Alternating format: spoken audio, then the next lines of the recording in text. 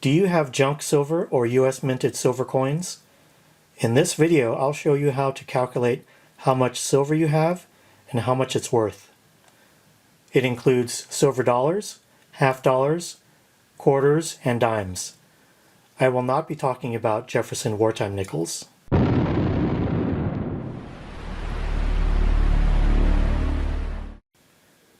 When calculating junk silver value, you first need to do a couple of things. First, determine if any of these coins have numismatic value, or are they rare and have value beyond the silver content. Second, find out if any of the coins are in uncirculated condition and separate them from the circulated ones or the worn out ones.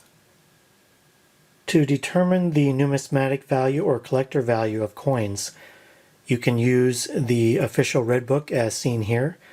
This is an older edition.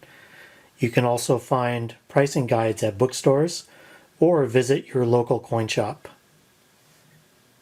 The industry has come up with a couple of factors to determine the quantity of silver in circulated or in uncirculated coins. When buying and selling junk silver, this is important for you to know. Here you see 2 Morgan dollars and 2 half dollars.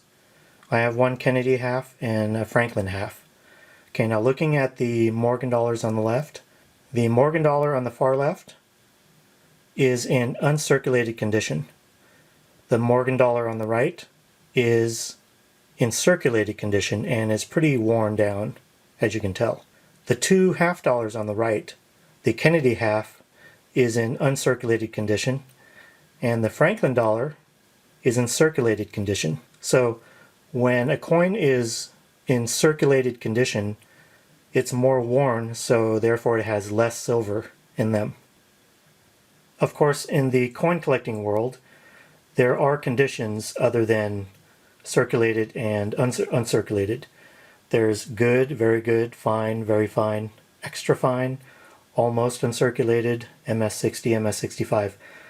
But in this video, I'm just going to concentrate on circulated coins that has lots of wear and coins that are almost uncirculated or uncirculated that does not have a significant amount of silver worn away. So looking at these coins here, of course all of them are not uncirculated. I would remove the 10 silver dimes,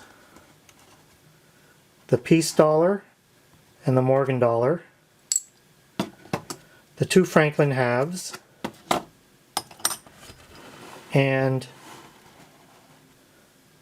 the 4 Washington quarters and the 2 Kennedy halves. I would see those as in uncirculated condition. So you can actually separate them out into circulated and an uncirculated condition and calculate the value of your silver and the amount of silver that you have. The first calculation we'll be doing is for 90% silver of half dollars, quarters, and dimes only. And the half dollars include the Liberty Head Barber half dollar, the Walking Liberty half dollar, the Franklin half dollar, Kennedy half dollar, quarters, Liberty Head Barber quarter, Standing Liberty quarter, and the Washington quarter. For dimes, Liberty Head Barber dime, the Winged Liberty Head Mercury dime, and the Roosevelt dime. What I have here is a Franklin, Kennedy, Roosevelt, and Washington as an example. Okay, first of all, we're going to calculate the amount of silver and the value of the silver for half dollars, quarters, and dimes for 90% silver. And there's 2 magic numbers. First one we'll take is 0.715. This is for circulated, worn silver. You would take the face value, and what we have here is $1.45. Multiply that by 0.715 for circulated coins. That gives you the ounces. That turns out to be 1.03675 ounces that we have here of silver. You take that amount of silver multiplied by the spot price of silver. And today the spot price of silver is $15.61 an ounce. You can go online and find websites that'll tell you the spot price. I'll put some in the description, some links. And if these coins were uncirculated and in perfect condition, we'll take the face value of $1.45, multiply that by 0.723 for uncirculated. We'll get an amount of 1.048 ounces of silver. Just a tad more.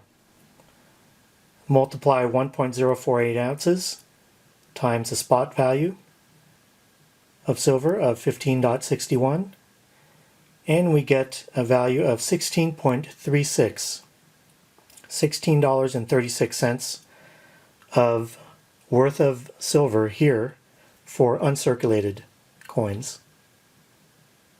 So that's how to calculate the amount and value of half dollars, quarters, and dimes.